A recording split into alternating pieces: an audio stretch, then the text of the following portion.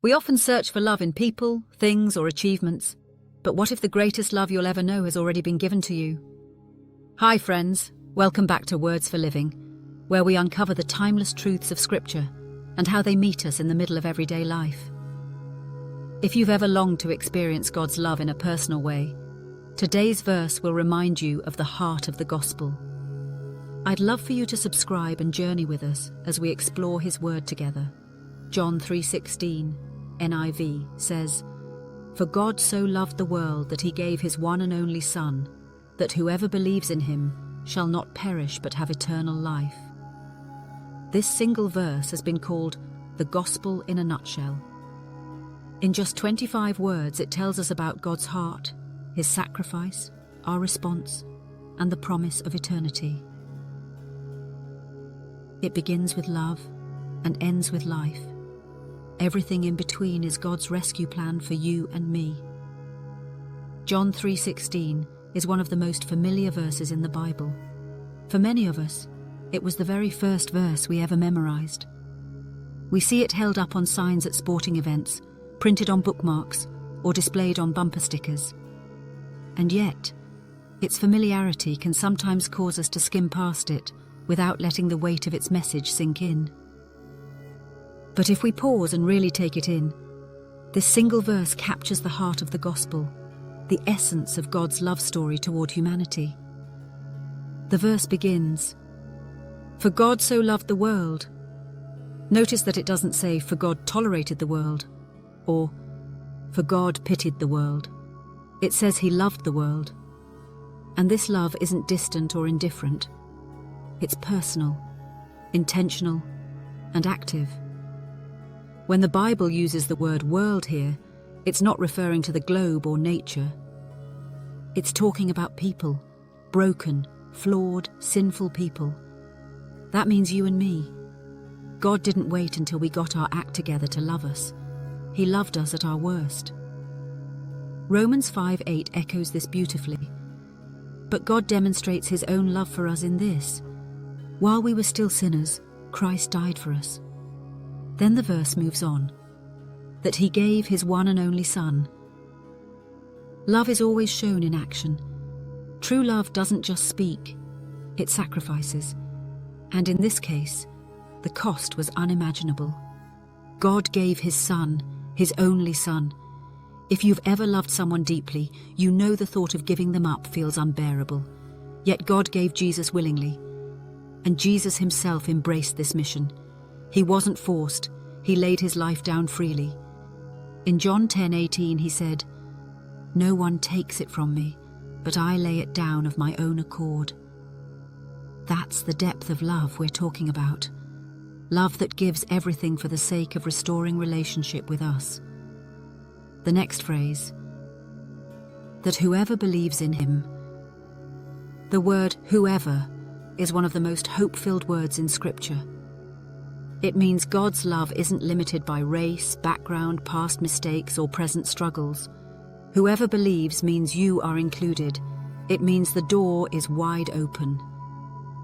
Belief, though, isn't just intellectual agreement. It's not enough to say, "Yes, Jesus existed," or "Yes, He was a good man." Even demons acknowledge that much. James 2:19. Believing in Jesus means trusting Him fully, placing your life, your decisions, and your eternity into His hands. It means accepting Him as Lord, not just Savior. Finally, the verse concludes, "Shall not perish, but have eternal life." This is the promise that makes Christianity unlike any other belief system. Eternal life is more than endless time. It's a relationship. It begins now and stretches into forever. Jesus defined eternal life in John 17:3 when He prayed, "Now this is eternal life, that they know you, the only true God, and Jesus Christ, whom you have sent." Eternal life isn't just something we wait for after death. It's a present reality as we walk with God, knowing Him more deeply each day. Think of it this way. Without Jesus, we are like branches cut off from the vine, destined to wither. But in Christ, we are grafted back into the source of life, That connection transforms everything about how we live today. Eternal life shifts our perspective. It helps us see suffering as temporary. It anchors our hope in something that won't fade. It reminds us that even when we fail, God's love has already made a way for us to stand secure. History is filled with examples of people whose lives were radically changed by the truth of this verse. Consider Nicodemus, the Pharisee who first heard these words from Jesus in John 3. He came to Jesus at night, full of questions and uncertainties. But later we see Nicodemus stepping out in courage, bringing burial spices for Jesus after the crucifixion. John 19:39. What changed? He encountered the reality of God's love displayed in Christ. Or think about the early church. Men and women who once lived in fear became bold witnesses, even willing to die, because they believed John 3:16 was true. God's love had changed them, and it still changes us today. At its core, John 3:16 is God's invitation. Come, believe and live. It reminds us that Christianity isn't about what we do for God. It's about what God has done for us. His love moved him to give. Our response is to trust, and the result is eternal life, both now and forever. So when you feel unloved, remember John chapter 3:16. When you doubt your worth, remember John chapter 3:16. When you wonder if there's hope for your future, come back to this verse. God so loved the world. God so loved you. No matter what season of life you're in, John 3:16 tells you something unshakable. You are loved, you are wanted, and you have been offered eternal life through Jesus. His love isn't based on what you've done, but on who he is. You don't have to earn it. You just need to receive it. Today, let John 3:16 move from your head to your heart. Write it on a card and place it somewhere you'll see it daily. Each time you read it, pause to thank God for his gift of Jesus.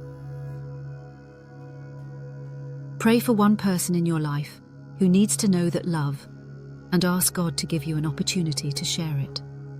And finally, remind yourself that eternal life begins now. Choose to walk in his love today. Let's pray. Father, thank you for loving me so much that you gave your only Son. Jesus, thank you for willingly laying down your life so I could live. Help me to trust you more fully, to receive your love deeply, and to reflect that love to others. In your name I pray. Amen. Remember, John 3:16 is God's love letter to you. He loved, he gave, and when we believe, we live.